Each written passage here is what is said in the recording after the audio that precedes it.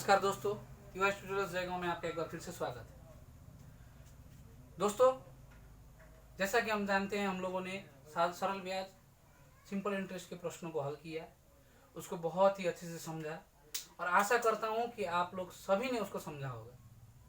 अगर अभी भी आपको डाउट है तो हम लोगों के वीडियो में आप कमेंट कीजिए, मैं ज़्यादा से ज़्यादा आपके डाउट को क्लियर करने की भरपूर कोशिश करूँगा। दोस्तों, आज हम लोग आपके लिए कंपाउंड इंटरेस्ट का चैप्टर लेके आए हैं, चक्रवृद्धि ब्याज का चैप्टर लेके आए हैं। उसके कॉन्सेप्ट को मैं आज आपको बताऊंगा। ठीक है दोस्तों, तो दोस्तों चलते हैं चैप्टर की ओर। लेकिन जाने से पहले मैं आपसे एक बार रिक्वेस्ट करना चाहूँगा कि अगर आप हमारे इस चैनल पे नए हैं तो उसे सब्सक्राइब करें, हमारे वीडियोस को लाइक करें और उसे ज़्यादा से ज़्यादा शेयर करें। दोस्तों आइए पढ़ते हैं कंपाउंड इंटरेस्ट। दोस्तों, कंपाउंड इंटरेस्ट और साधारण ब्याज यानी कि एसआई सिंपल इंटरेस्ट में क्या अंतर है? एसआई और सीआई में कंपाउंड इंटरेस्ट में क्या डिफरेंस है, ये हम लोग पहले जानेंगे। दोस्तों, सरल ब्याज जो होता है उसमें प्रिंसिपल जितने साल के लिए भी रखा जाए, कोई मूलधन आप जितने साल के लिए भी रखें, वो हर साल मूलधन वही रहेगा, मूलधन चेंज नहीं होगा। मान लीजिए अगर मैं कहूँ कि 2020 में आप लोगों ने मूलधन 100 रुपया रखा था, तो 2021 में भी वो मूलधन 100 रुपया ही रहेगा, वो चेंज नहीं होगा।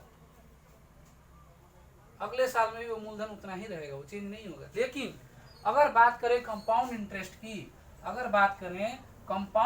की, तो वो क्या होता है कि मान लीजिए यहाँ पे आप लोगों ने 2020 में प्रिंसिपल रखा 100 रुपीज, और यहाँ पे कुछ रेट कुछ समय आने के बाद में आपको मिला कुछ इंटरेस्ट,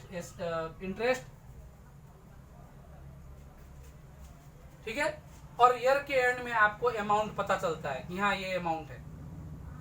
तो अगले साल जब आप 2021 में जाएंगे तो वो क्या होगा, जो अमाउंट था आपका वो क्या हो जाएगा, जो अमाउंट था आपका वही इधर का प्रिंसिपल बन जाएगा। यानी कि यहाँ का अमाउंट उधर जाने के बाद में प्रिंसिपल बन जाता है। क्या बन जाता है? प्रिंसिपल। ठीक है, अभी हम लोग देखेंगे। जैसे मैं अगर कहूँ कि मान लीजिए यहाँ पे मैंने मान लिया प्रिंसिपल था 100 रुपये और रेट था, ठीक है, रेट क्या था 10%, और मैं मान लेता हूं टाइम था 2 वर्ष, यहाँ 2 वर्ष मान लेते हैं, ठीक है। और इसका अगर मैं निकालूं एसआई या इंटरेस्ट निकालूं, तो इंटरेस्ट का फॉर्मूला क्या होता है, PRT/100, और उसका क्या होता है 100 × 10 × 1/100, 100 से 100 कट गया, सॉरी टी तो है, तो ये हो गया 20 हुआ, ये हो गया 20। और इसका अमाउंट कितना हो जाएगा, 100 प्रिंसिपल था, 20 आपने निकाला एसआई, ये अमाउंट हो गया 120 रुपया, अमाउंट 120 हुआ। अब इधर आते हैं, इधर की जब बात करेंगे सीआई की, तो सीआई क्या होता है, सीआई का अभी हम लोग का 2 वर्ष का नहीं निकालेंगे, हम एक वर्ष करके निकालेंगे, ठीक है। क्योंकि मैंने क्या कहा था, 1 वर्ष का जो अमाउंट निकलेगा वो जाके अगला वर्ष में क्या हो जाएगा, प्रिंसिपल बन जाएगा, ठीक है। क्यों? क्योंकि सीआई का मतलब ही होता है इंटरेस्ट के ऊपर इंटरेस्ट, ठीक है। तो इसमें प्रिंसिपल हम लोग क्या 100 रुपया मान लेते हैं, रेट वही रहेगा 10%, टाइम हम लोग क्या करेंगे, पहले फर्स्ट ईयर की बात करते हैं, फर्स्ट ईयर की, पहले वर्ष की बात हो रही है, तो टाइम 1 वर्ष। तो इसका जब इंटरेस्ट निकालेंगे तो क्या होगा, 100 × 10 × 1/, कितना हो जाएगा 10%, सॉरी 100 से 100 कैंसल, तो ये हो जाएगा 10, यानी कि इंटरेस्ट कितना निकला 10। तो इधर का अमाउंट कितना हो गया आपका, 100 पहले था, 10 अभी निकला, ये हो गया 110 रुपया। इधर अमाउंट हुआ 110, 1 साल का है ये 2 साल का है, ये 1 साल का है। अब यही अमाउंट अगले साल, जब बात 2 साल की हो रही है तो पहला साल है, अब अगले साल यही अमाउंट प्रिंसिपल बन जाएगा। प्रिंसिपल यहाँ पे कितना हो जाएगा 110, रेट तो वही है, तो वही रहेगा रेट 10%, और टाइम भी यहाँ पे सेकेंड ईयर, यानी कि और 1 वर्ष की बात हो रही है, 1 ईयर की बात हो रही है। ये पहला साल, ये दूसरा साल, यानी कि साल तो एक ही है। अब इसमें अगर इंटरेस्ट हम लोग निकालेंगे तो ये हो जाएगा 100 into 10, sorry principal 110 into 10 into 1/100। इस जीरो से ये जीरो, ये जीरो से ये जीरो कट गया, 11 1 11 1 11, तो ये हो गया 11। कितना आ गया 11। तो अमाउंट कितना हुआ 110 था, उसमें 11 जोड़ दिए तो ये हो गया 121। देखिए यहाँ अमाउंट कितना आया 120, यहाँ आया 121 आया। इसी तरह से अगर हम लोग इसको 3 वर्ष का लेंगे और इसमें भी 3 अलग अलग वर्ष को निकालेंगे तो आराम से निकाल सकते हैं। लेकिन अगर बात चौथे वर्ष और 5वें वर्ष पर भी निकालने पर आ जाए, यानी कि 5 वर्ष का और 4 वर्ष और 5 वर्ष का निकालने पर आ जाए तो बहुत लंबा जाएगा। तो इतना लंबा और प्रोसेस डिफिकल्ट हो जाएगा, बहुत लंबा हो जाएगा। तो इसके लिए क्या किया गया, सीआई का एक फॉर्मूला दिया गया।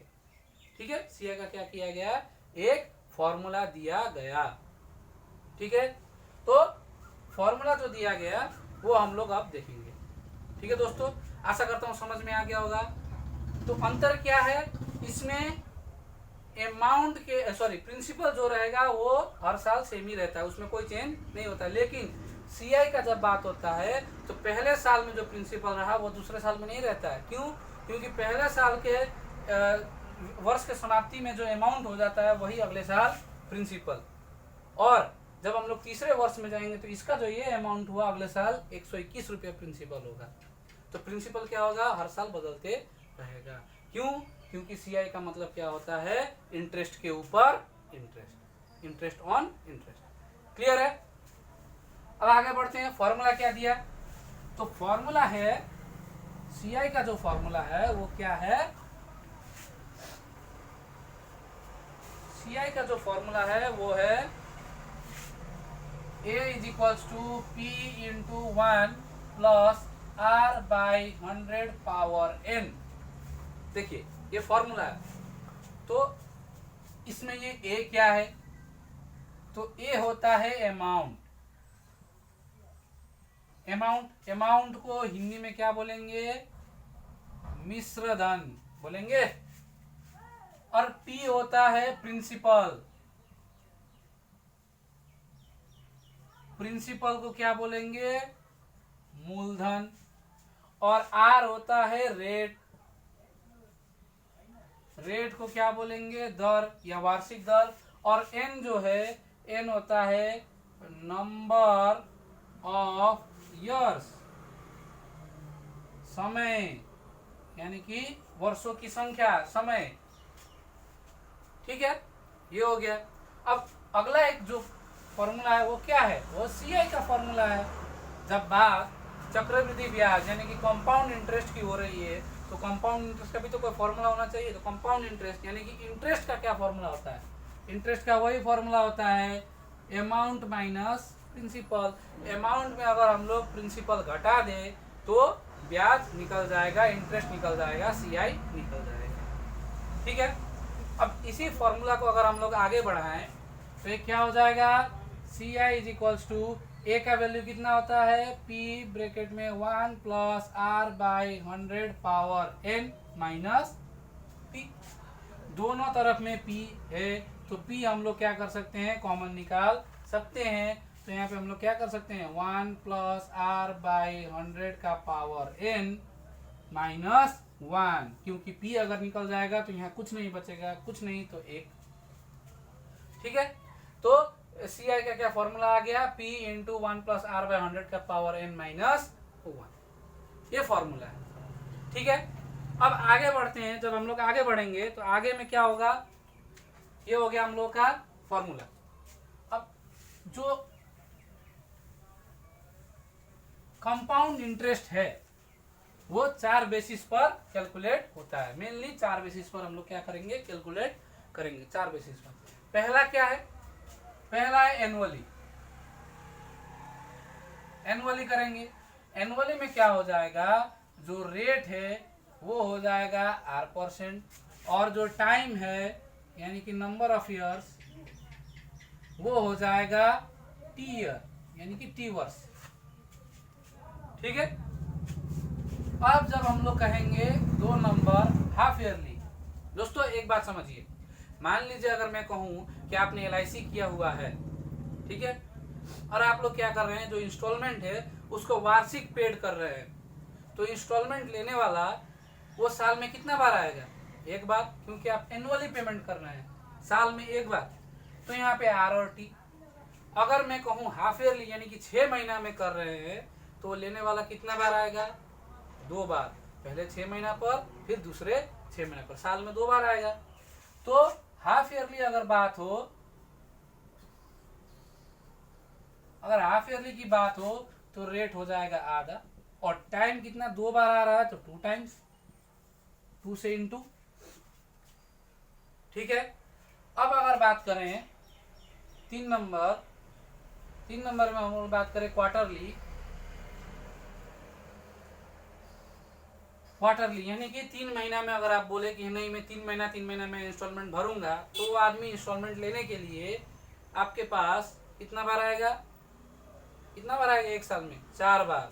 तो रेट को भाग करेंगे 4 से, डिवाइड करेंगे 4 से, और टाइम कितना बार, तो 4 बार, तो 4 बार। ठीक है। उसी तरह से अगर मैं चौथा कंडीशन बताऊं कि अगर मैं बोलूं मंथली, यानी कि महीने में वो आएगा, मैं महीने भरूंगा, तो कितना बार आएगा, 12 बार। तो 12 से डिवाइड, क्यों 12 बार, क्योंकि एक साल में 12 महीने होते हैं, 12 से डिवाइड, और T को किससे इंटू, 12 से इंटू, तो इतना टाइम हो जाएगा। तो इन 4 बेसिस पर हम लोग क्या करेंगे, कंपाउंड इंटरेस्ट को कैलकुलेट करेंगे। ठीक है। हम लोग जब क्वेश्चन आएगा तो मैं बताऊंगा कैसे कैसे होगा, लेकिन मेनली इन 4 बेसिस पर हम लोग करेंगे। अब आगे बढ़ते हैं। कभी कभी एक क्वेश्चन आ जाता है दोस्तों, क्या होता है कि उसमें रेट जो है वो एनुअली चेंज होते रहता है, मतलब पहले साल कुछ था 3%, अगले साल 4%, अगले साल 5%, मतलब हर साल रेट बदल रहा है। तो इस कंडीशन में क्या होगा, तो इस कंडीशन में जो फॉर्मूला होगा, जब रेट बदल रहा होगा तो कंडीशन में क्या होगा, formula A is equal to P into 1 plus, देखिए P इंटू 1 प्लस, पहले 1 प्लस R1 by 100 into 1 plus R2 by 100 into 1 plus R3 by 100, और ऐसे ही चलते जाएगा। कहने का अर्थ कि पहले वर्ष में जो रेट है वो R1 है, दूसरे वर्ष में सेकेंड ईयर में रेट कितना है, R2 है, और तीसरे वर्ष में रेट कितना है, R3% है, और चौथा वर्ष होगा तो R4, ऐसे ही करते हुए जाएगा। तो उस कंडीशन में ये फॉर्मूला लगेगा। ठीक है। आशा करता हूँ इसमें अभी तक आप लोगों को कोई डाउट नहीं होगा। दोस्तों जब बात आती है इस तरीके के प्रश्न की, तो हम लोग जब क्वेश्चंस करेंगे तो उसमें मैं आपको बताऊंगा कि ये कहाँ लग रहा है। ठीक है। अब आते हैं एक छोटे से बेसिक प्रश्न पर, जिसमें अगर मैं आपको कहूँ, और उस बेसिक प्रश्न को सॉल्व करने से पहले मैं आपको एक ट्रिक बताना चाहता हूँ, जो ट्रिक कॉम्पिटिटिव एग्जाम की जो तैयारी कर रहे हैं उनके लिए है, और जो एग्जाम जो देना चाहते हैं, जो बोर्ड एग्जाम या दे रहे हैं, वो कृपया इस ट्रिक को अभी ना अपनाएं, जब आप लोग कंपटीशन की तैयारी करेंगे तब अपनाएंगे। ठीक है। तो जब कॉम्पिटिटिव की बात आती है, कॉम्पिटिटिव एग्जाम की बात आती है, तो मैं अगर आपसे कहूँ कि मुझे क्या 104 इंटू 104 का आंसर निकालना है। ठीक है। तो मैं क्या करूंगा, मैं सबसे पहले 104 में ये जो लास्ट डिजिट वही जोड़ दूंगा, जो लास्ट डिजिट है।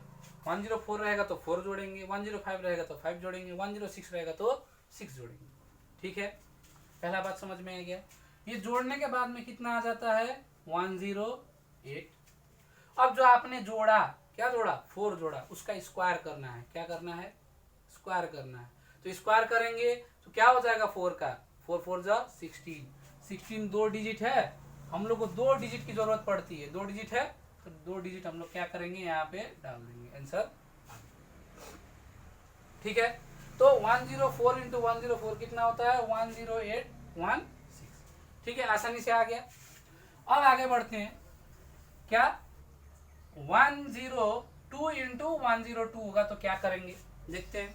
तो सेम वही 102 में हम लोग क्या करेंगे, 2 जोड़ देंगे, जो लास्ट का है वही जोड़ देंगे, तो ये हो जाएगा 104, और जो जोड़ा उसका स्क्वायर करेंगे, तो 2 का स्क्वायर कितना होता है, 2 2 जा 4, 2 दूना 4, तो जब 2 दूना 4 हुआ तो 4 तो सिंगल डिजिट है, हम लोग को डबल डिजिट चाहिए, तो हम लोग क्या करेंगे, यहाँ पे एक जीरो अपने से बैठा देंगे। अब 04 हो या सिर्फ 4 हो, माप तो एक ही, तो हम लोग यहाँ पे कितना बैठाएंगे, 04, तो 102 इंटू 102 कितना होता है, 1040, ठीक है। ये तो रही बात स्क्वायर की, नोट कर लेंगे और ध्यान से अगर पढ़ेंगे तो आपको भी एकदम आसानी से आप लोग कैलकुलेट कर सकते हैं। अब अगर बात कही जाए कि 102 इंटू 102 इंटू 102, ठीक है, 102 इंटू 102 इंटू 102, ऐसे क्वेश्चंस कंपाउंड, ऐसा आप लोगों को कंपाउंड इंटरेस्ट में देखने को मिलेगा, इसीलिए मैं आप लोगों को बता रहा हूँ। तो इसको कैसे करेंगे, तो इसको क्या करना है, 102 इंटू 102 इंटू 102, इसको क्या कैसे करना है, सबसे पहले आप लोग क्या करना है, 102 में ये दोनों 2 पीछे का अंक लास्ट डिजिट को जोड़ देंगे, तो ये कितने हो जाएंगे, 10, 2, 4 और 6, 106, तीनों जोड़ देंगे तो कितना हो जाएगा, 106, ठीक है। अब इन तीनों के लास्ट डिजिट को देखिए, ये डिजिट, ये डिजिट, ये डिजिट, तीनों के लास्ट डिजिट को हम लोग गुना करके लास्ट में लिख देंगे, तो 2 दूनी 4, 4 दूनी 8, तो 8 होता है। 8 क्या है, सिंगल डिजिट है, हम लोग को सिंगल नहीं चाहिए, डबल चाहिए, तो 0 डाल देंगे, 08, लास्ट में हम लोगों ने लिख दिया 08, ठीक है। अब बीच का बारी, बीच में हम लोग क्या लिखेंगे, तो जो नंबर लास्ट डिजिट है, लास्ट ही डिजिट का ज्यादातर काम है, लास्ट डिजिट का ही सब काम है, तो लास्ट डिजिट कितना है, 2, जो लास्ट डिजिट होगा उसका स्क्वायर करेंगे और 3 से, हमेशा 3 से मल्टीप्लाई करना है, ठीक है, हमेशा क्या करना है, 3 से मल्टीप्लाई करना है, जो लास्ट डिजिट होगा उसका स्क्वायर करेंगे और 3 से मल्टीप्लाई, तो 2 का स्क्वायर होता है 4 इंटू 3, 4 3 12, जो आया उसको यहाँ बैठा देंगे, यही होता है 102 इंटू 102 इंटू 102 का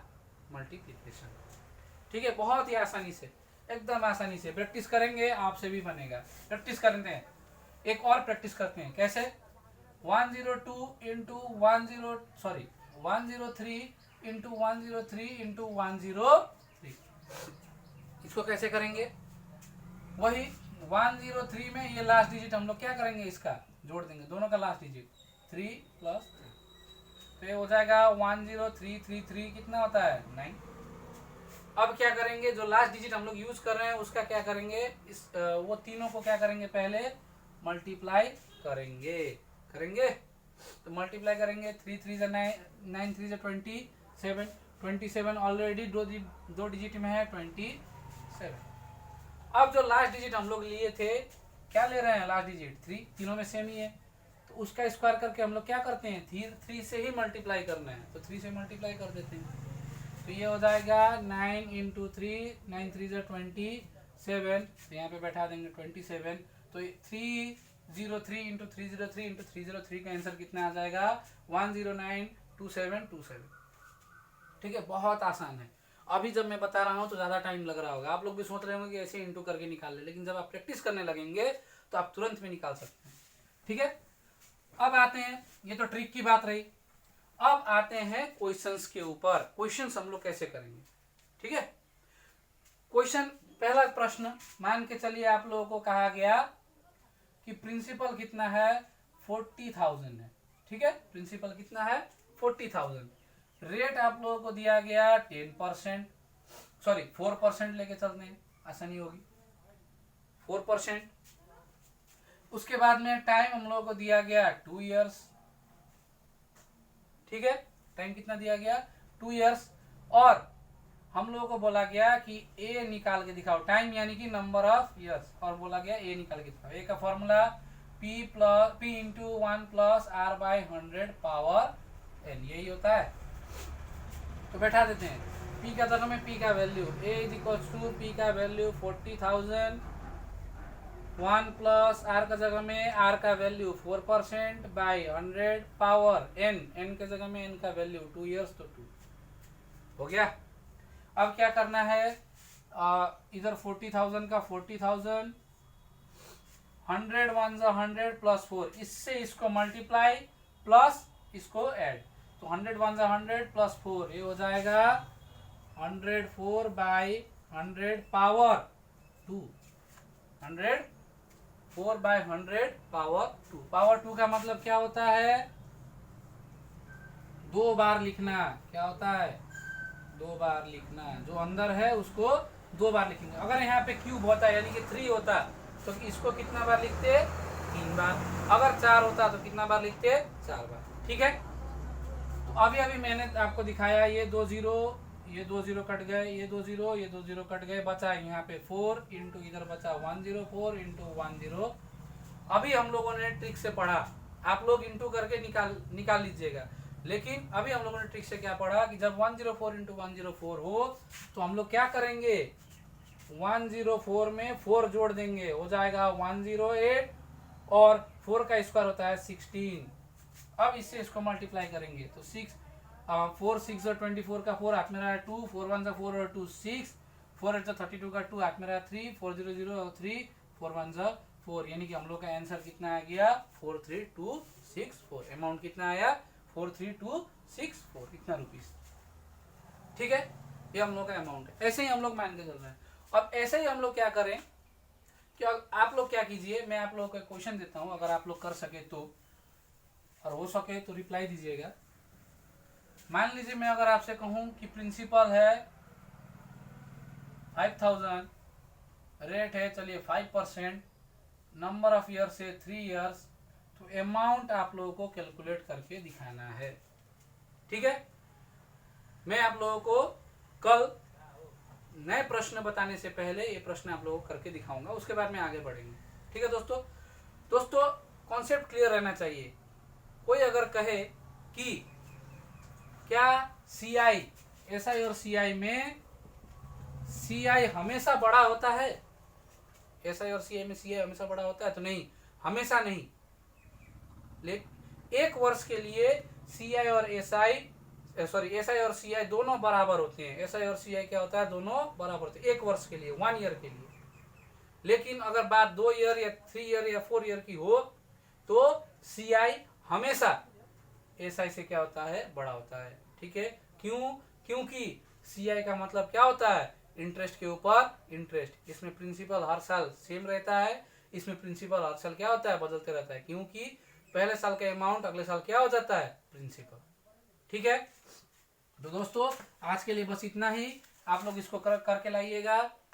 जाने से पहले मैं आपसे एक बार फिर से रिक्वेस्ट करना चाहूँगा, हमारे चैनल को आप लोग सब्सक्राइब करें, हमारे वीडियोस को लाइक करें और ज़्यादा से ज़्यादा शेयर करें, और हाँ, बेल आइकन को दबाना ना भूलें। अगली वीडियो मैं इसी टाइम पे फिर से अपलोड करने की कोशिश करूँगा। धन्यवाद।